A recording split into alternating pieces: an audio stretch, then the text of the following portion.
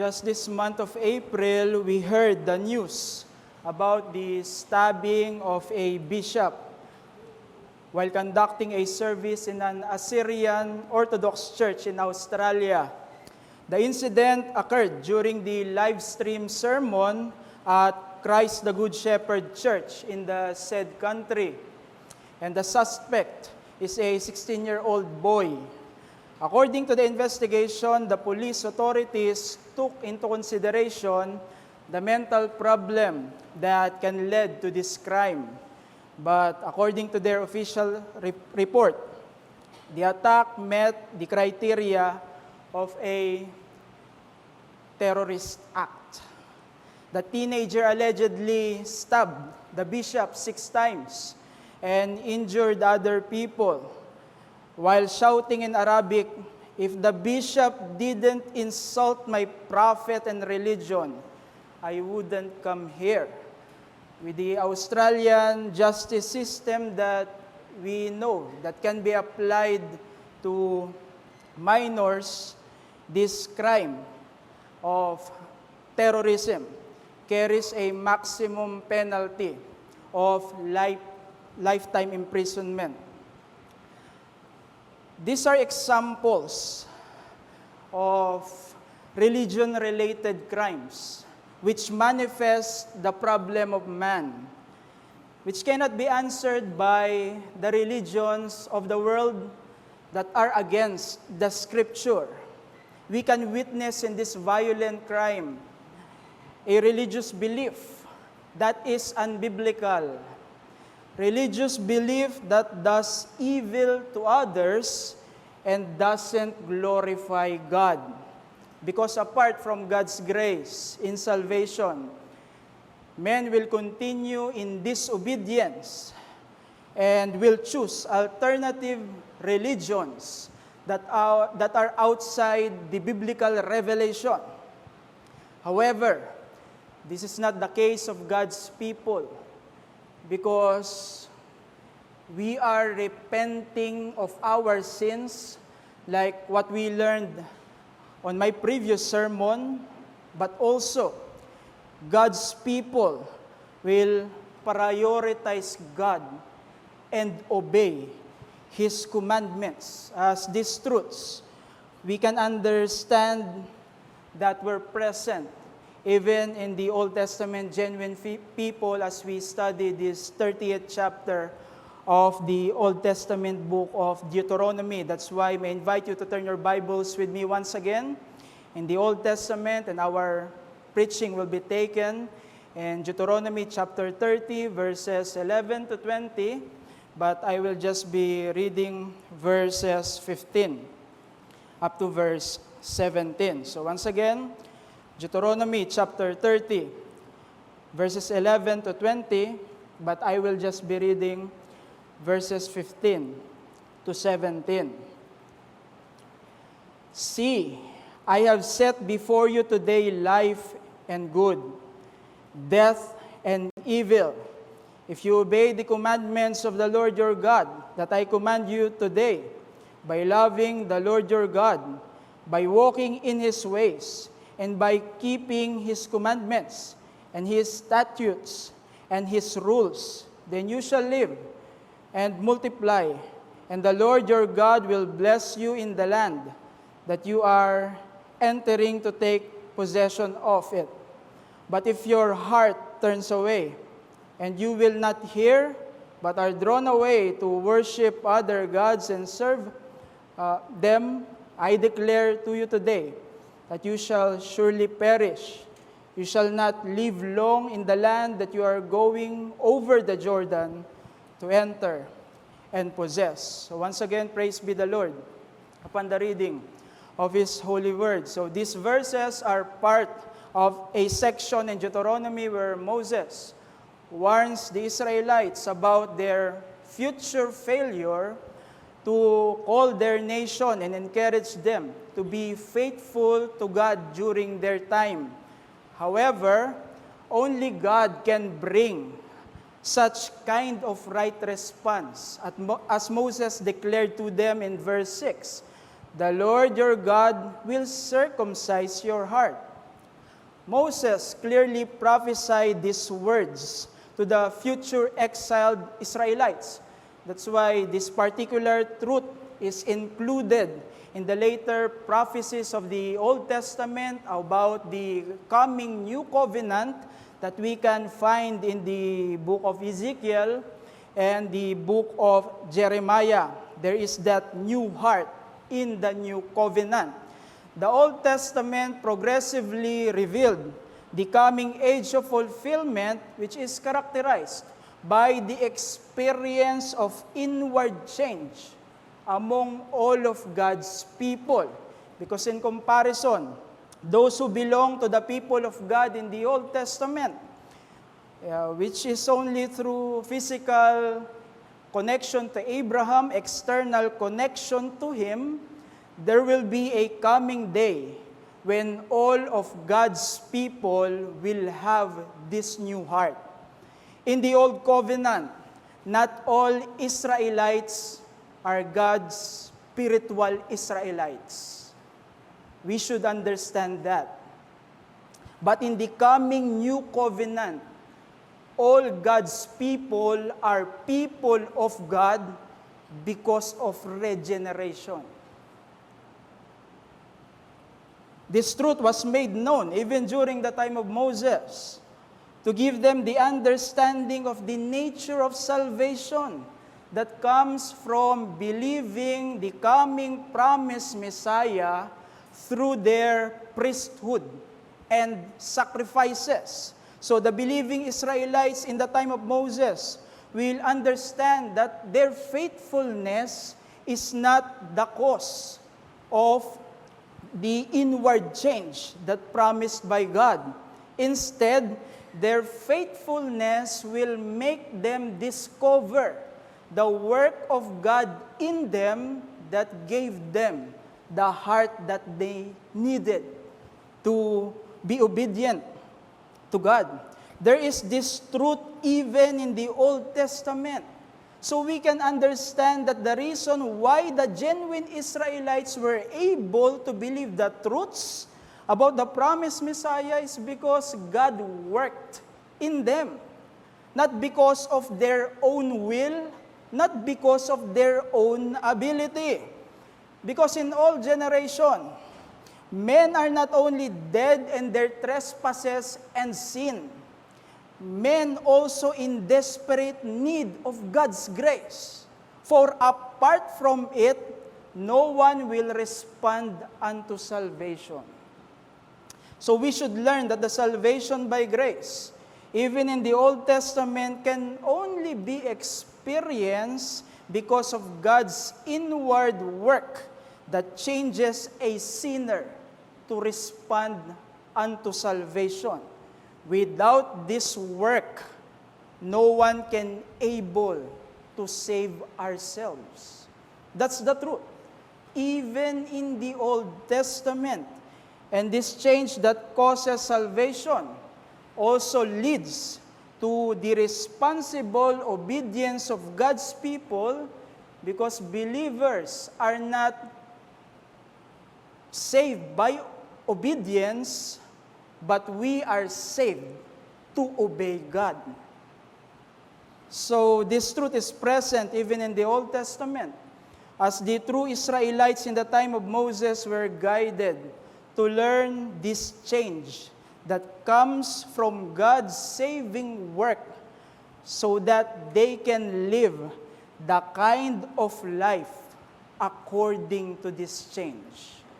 That's the emphasis that I want to take, and I want you to learn from this passage. So let me give you this message. The change from God's saving work will result in a lifelong pursuit of making God our daily priority. Once again, the change from God's saving work will result in a lifelong pursuit of making God our daily priority. This should be our attitude.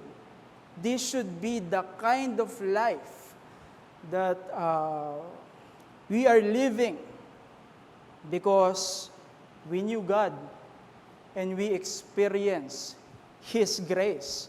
From the details about the future Israelites that Moses made known in the previous section, we can find in verses 1 up to verse 10, it followed by our passage, which is about the direct instruction of Moses given to these Israelites in the plains of Moab. Because this inward change is a reality even among God's genuine people in the Old Testament. There is this work of God. That's why if there can be repentance of sin for the believing Israelites that experience this inward work because of the news of the coming future of their nation, which will be disobedient to God, this same work of God is the reason that the believing Israelites can observe the responsibility to obey what God commanded to them during their time. There will be desire to obey God, not because of the need to achieve salvation or just to become more faithful to other Israelites. Instead, there is this genuine obedience to God because of the inward change, resulting in the kind of life that truly prioritizes God above anyone else, above anything else. This is a reality for all whom God changes their hearts. So even in the Old Testament, the genuine believing Israelites were enabled to settle the importance of living for God and rejecting other or all forms of idolatry during their time. So Moses gave them commands, not only so the nation of Israel would remain in the promised land, but also so that the believing Israelites could live a life that prioritizes God. And this is something that is demonstrated to us by the details of our passage. And let me summarize this from these points. First, conduct following God's words. Once again, conduct following God's words. Because from the negative words of Moses about the Israel's future, now he gives instruction about their optimistic obedience to God's command. That's something that we can find in verses 11 up to verse 14. Verse 11 says, "This command is not too hard for you, neither is it far off." The word command in this verse is singular. So this can be translated as the commandment. This means the entire covenant faithfulness commanded to the Israelites since chapter 12 up to chapter 26. Because this covenant faithfulness was summarized to them by the words of our chapter that we can find in verse 10, which is loving God with all your heart and with all your soul. So this explains the singular form of the word command. And there are repeated emphasis about the achievability of obedience to God's command. Look at our verses. Not too hard for you in verse 11. Verses 12 to 13.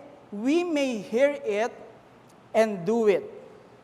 Verse 14. You can do it. And Moses answered the possible excuse that the Israelites will give him during their time, which we can find in verses 12 to 13, who will ascend to heaven, who will go over the sea. Moses rejected the need to have a messenger from heaven, messenger from a distant place, for them to know the commandments of God. Instead, Moses asserted in verse 14 that it is very near you.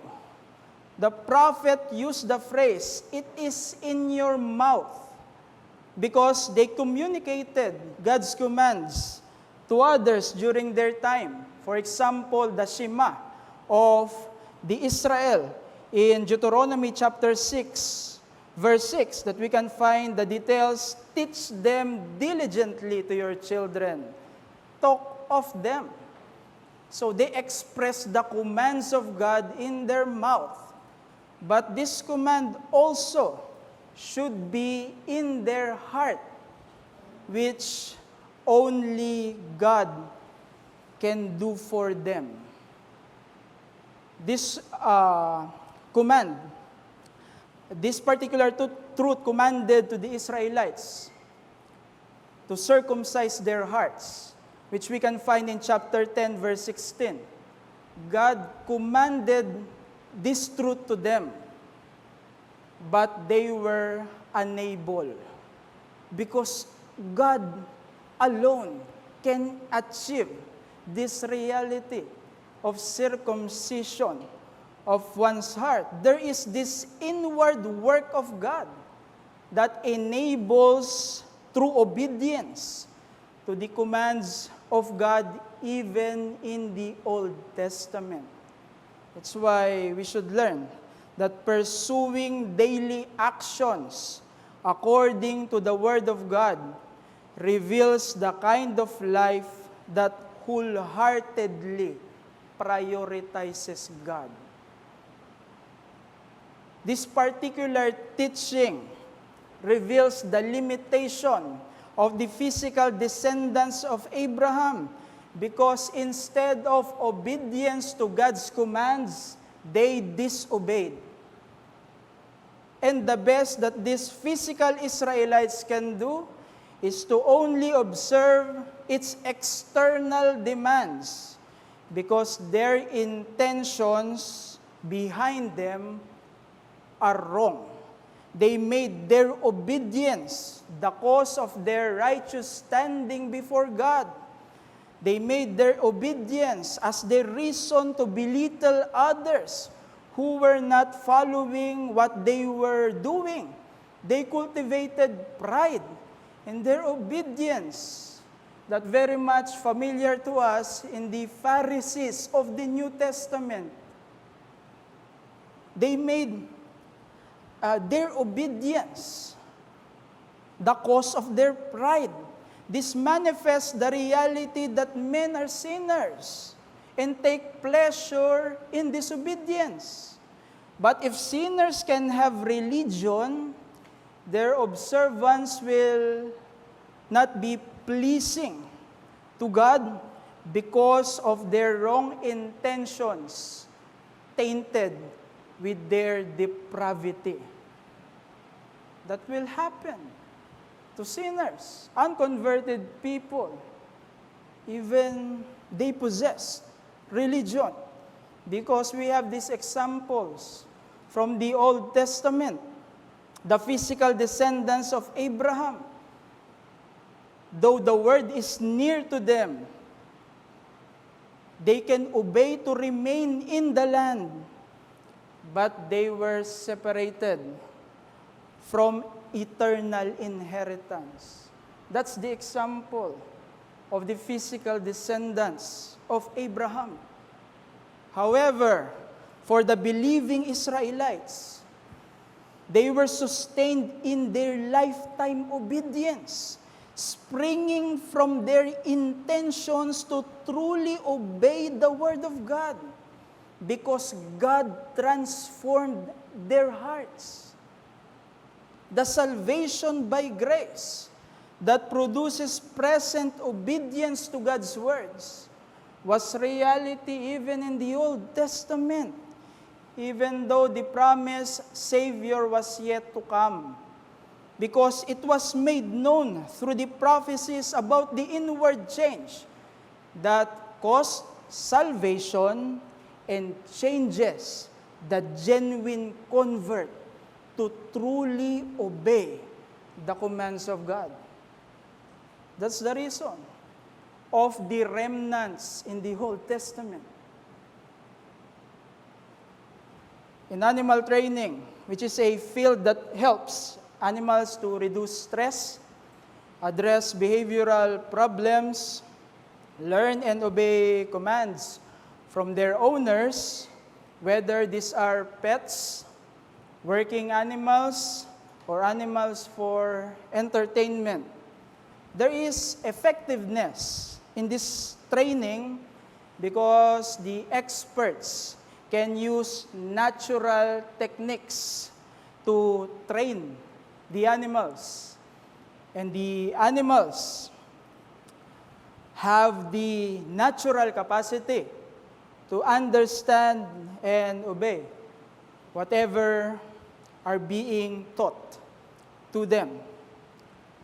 Now, if lower creatures can be trained to obey the commands of men, commands of higher creatures from them, our depravity is such that we are unable to obey the much higher commands of the Most High God. No human wisdom or training can address this problem because its only remedy is salvation by grace, which changes the sinner to obey the Word of God. That's why let us reflect this truth in our life of obedience as God's people. Make sure that salvation is your foundation for obeying every command of God in your life. Make sure of this truth, because this is the true reason why we can truly fulfill the Word of God. Prior to our salvation, we were disobedient. We were rebels against the Word of God. That's our past. But because of salvation, we are enabled to live for God, as evidenced by a kind of life that truly obeys His Word. This is a duty that must exhaust all our efforts in this life and not to be ignored because of our temporal desires or our temporal ambitions. Because instead of neglecting the Word in your daily duties and what you want to achieve in this life, you need the Word of God to guide you in those areas of life to glorify God. So ask yourself, how do you observe the Word in your daily affairs?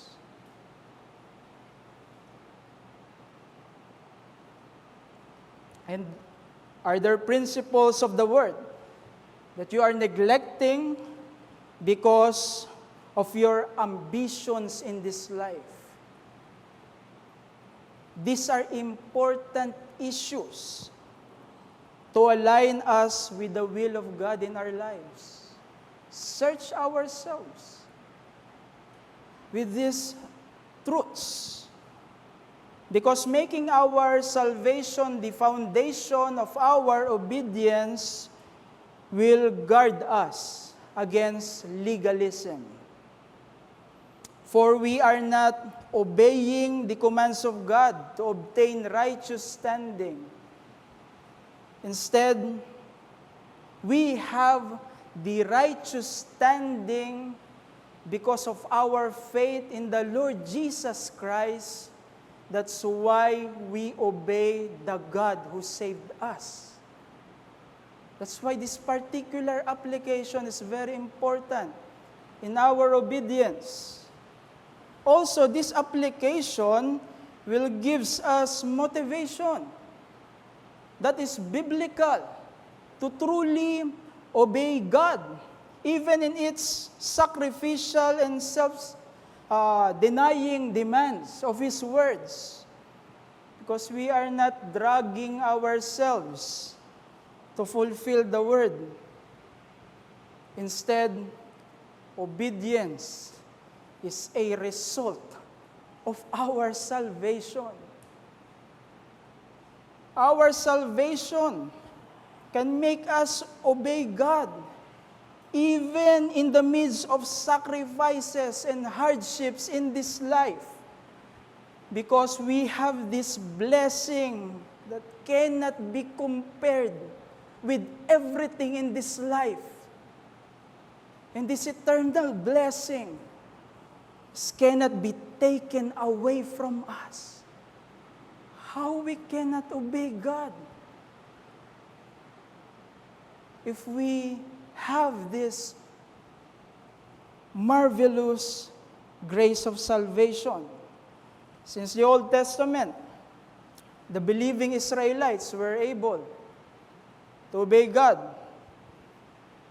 How much more the believers in this period of fulfillment, that this blessing that we understand as regeneration was already accomplished and can be experienced. And we have this greater revelation from the Word of God of our so great salvation and His words that can guide us as God's people to please the Lord who saved us. We can be better than these Old Testament saints because of this. We are in this period of fulfillment. Jonathan Edwards, the first Great Awakening minister in the 18th century, was also known in his work of his resolutions. These resolutions were his writing just a year after his conversion, and this is about the purposeful statements for his life, because Edward understood that the Christian life should be lived out of total obedience to the God who saved us. That's something that he already understood during this period that he wrote his resolutions.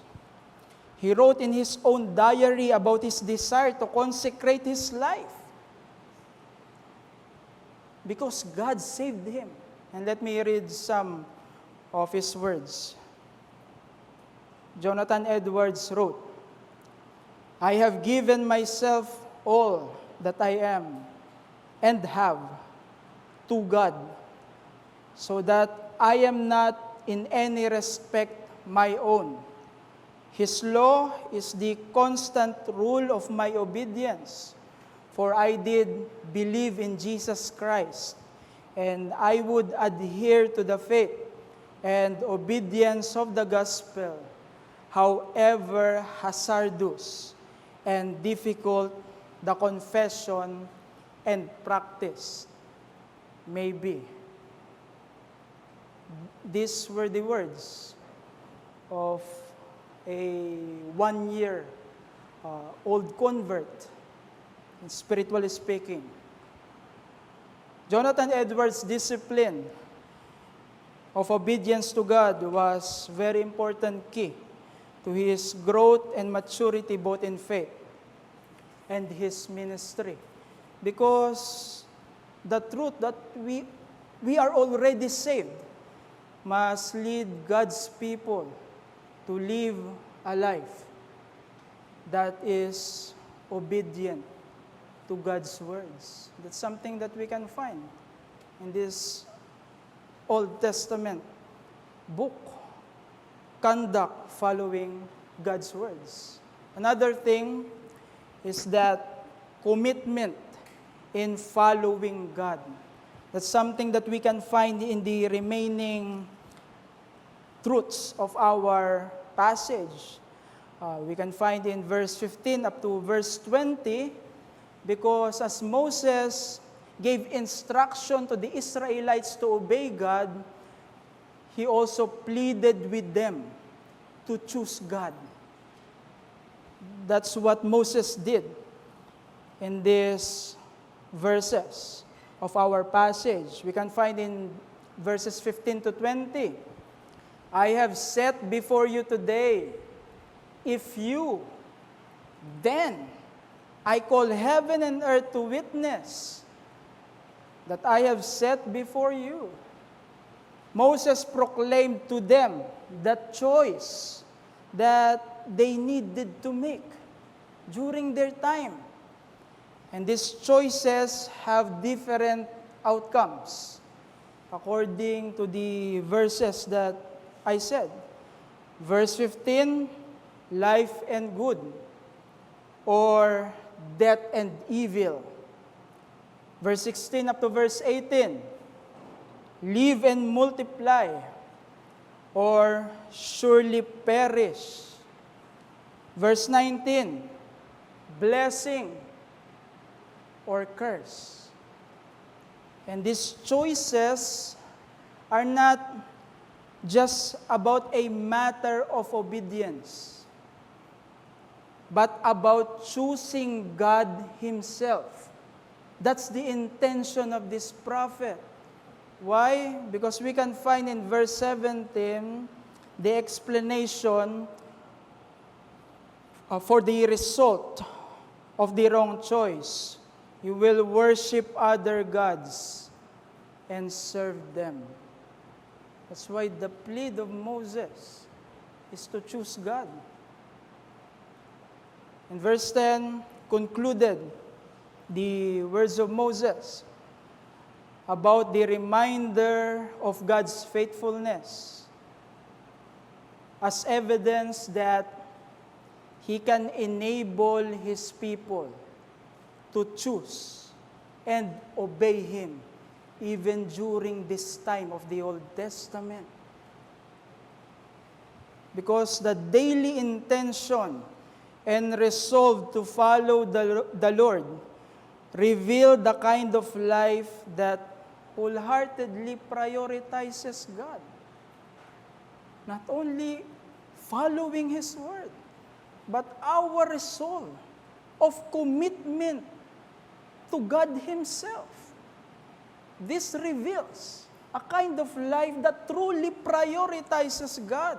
And this continue to reveal the limitation of the physical descendants of Abraham in the Old Testament.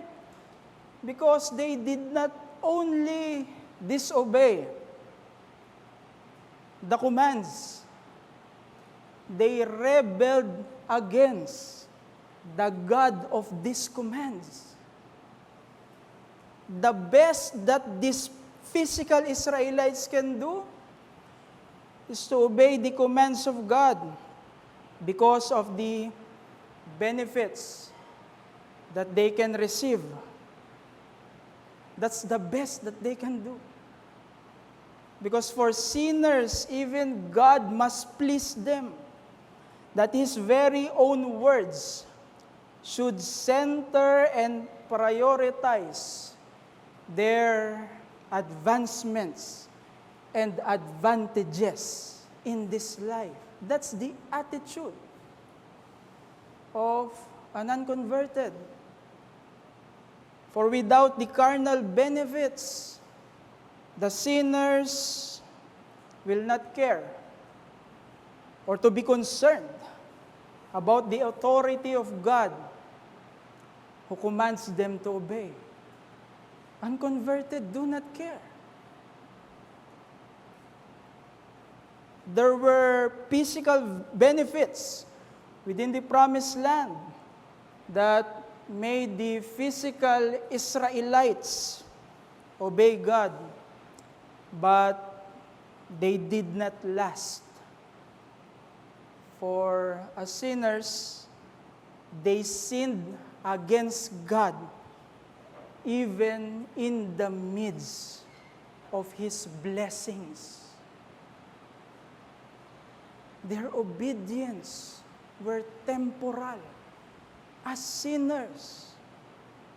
However, for the Old Testament remnant, the believing Israelites, they were sustained in their lifetime obedience, even in the midst of exile. That pronounced in verse 6 to 8 of this chapter. The believing Israelites have this intention to obey God, primarily because they knew God and they knew His grace. In the Old Testament, salvation by grace, which produces present obedience to God that will persevere against struggles until the end, was a reality because there was an inward change that comes from God.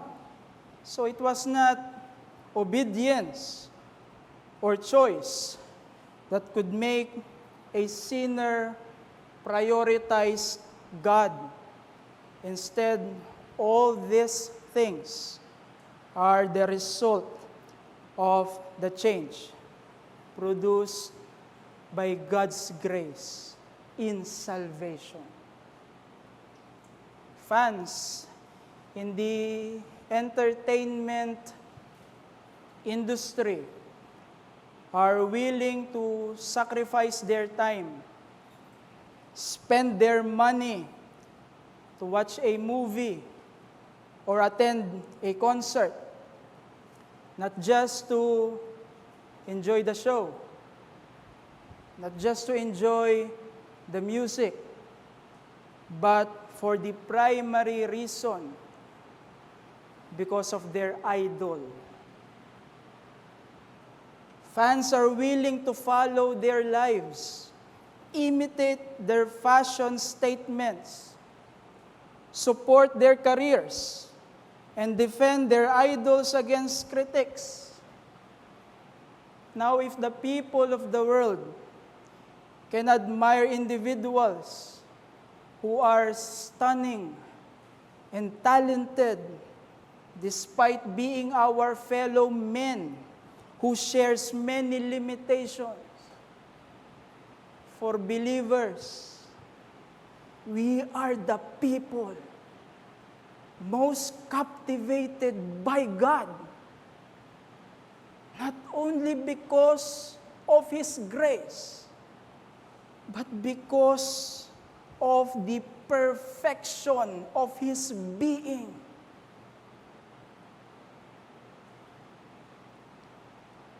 So apply this in your pursuit of faithful obedience to God.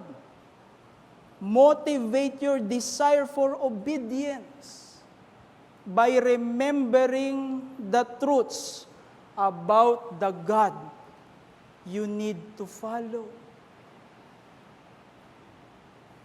For we are not only enabled to obey the commands of God, we are also enabled to behold the one who gave these commands. So our desire is not just fulfilling our duties, but to please the God who designed this kind of life for us. And our motivation towards genuine obedience is not only the gifts that comes from God's grace, but ultimately because of its giver, who is infinite in goodness, amazing in His grace. Since the believing Israelites in the Old Testament were able to choose God and follow Him, even though they were in the period of limited revelation about who God is and His grace for salvation. We have more privileged brethren in this period of fulfillment.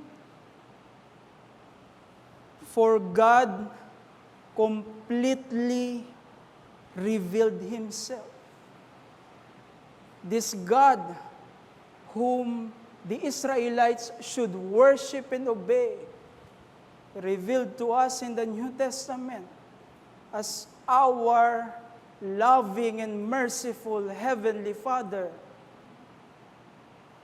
God the Son who was crucified, resurrected and ascended. God the Spirit who glorifies the other person of the Trinity and allowed Himself to be quenched and grieved because of our limitations. We have this complete revelation of God's greatness and graciousness. So we must be greatly encouraged to obey Him. In this period of New Testament, and to treat this response as our highest privilege in this life. We're not serving our fellow men. We are serving the God who is not only gracious, but so great that deserves all of our life and everything that we have for His glory and for His cause. Charles Spurgeon, a well-known 19th century minister, preached about the love for God caused by growing knowledge about Him. And for Spurgeon, this kind of attitude is manifested by striving for faithful obedience and service for God. Let me read some of the words of this preacher.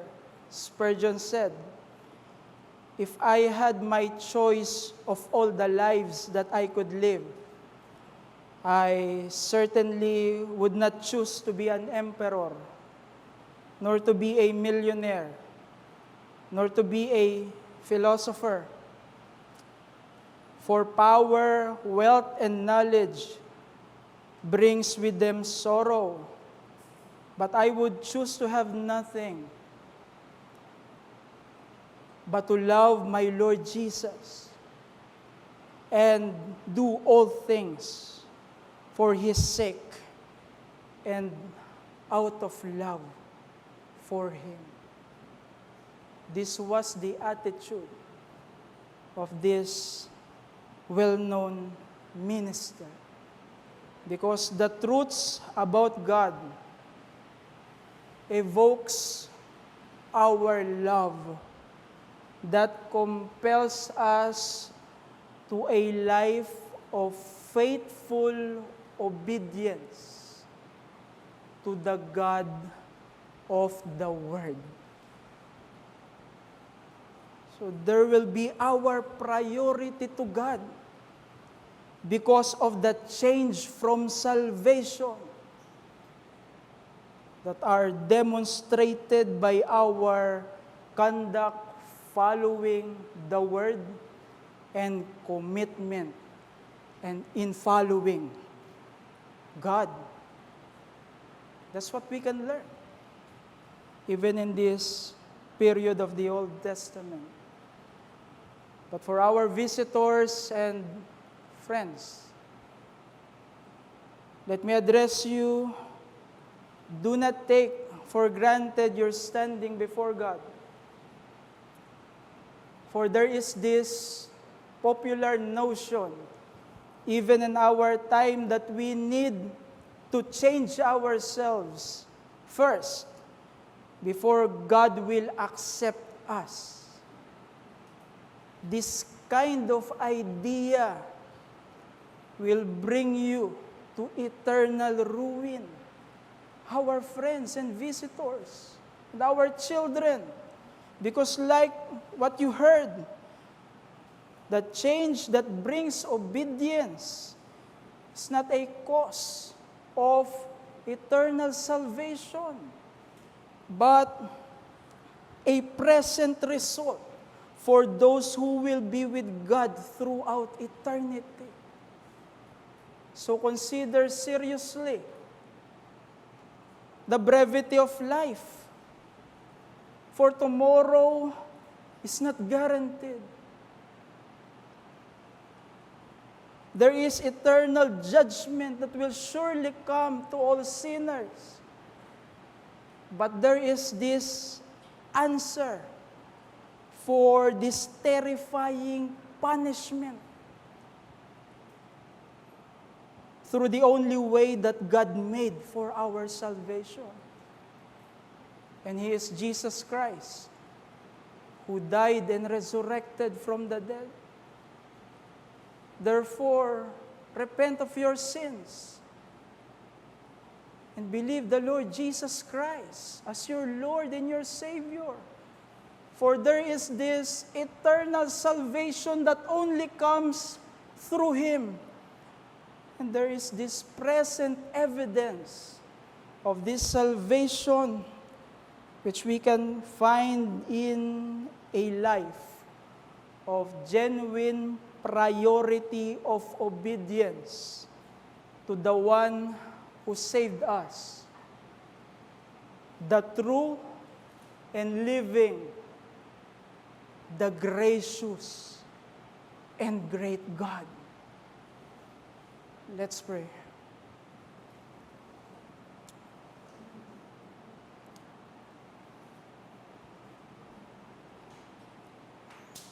Our great and gracious God, our Heavenly Father, once again we come before you.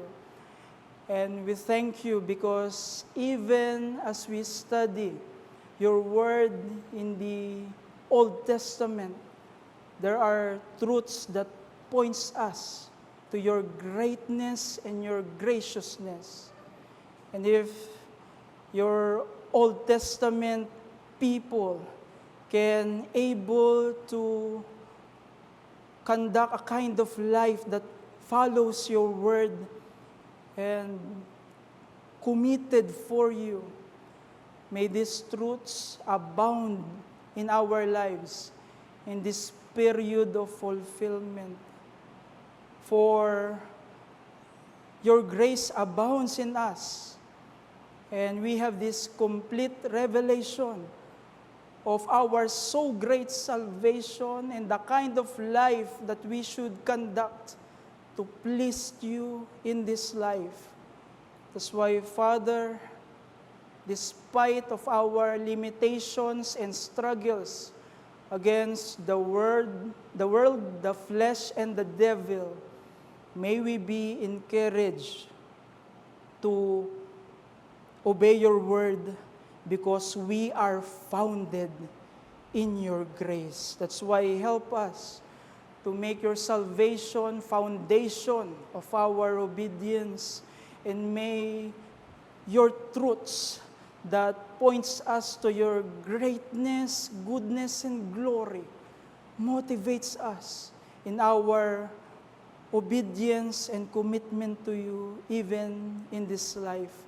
That's why help us not only to listen to your word, but indeed be doers of it. May the coming days of this week may become a reflection in our lives of this pursuit of growing in wisdom, growing in application of living by your word and living in commitment to you in this life. Help us in this application, and also we remember those who are apart from the saving grace of the Lord Jesus Christ. There is the reality of brevity of life, and we heard that our days are numbered, our tomorrow is not guaranteed. Help them to understand the evil of sin. Convict them of their sins. And most of all, convert them to the saving grace of the Lord Jesus Christ. There is nothing impossible to you. You are able to save from the uttermost. That's why we cast upon your gracious hand our visitors, friends, and our children. And indeed, may you do your will in our midst, for what your purposes will powerfully advances your kingdom, and whatever your purposes is the ultimate good of your people. So we pray to you all these things in Christ's most precious name. Amen.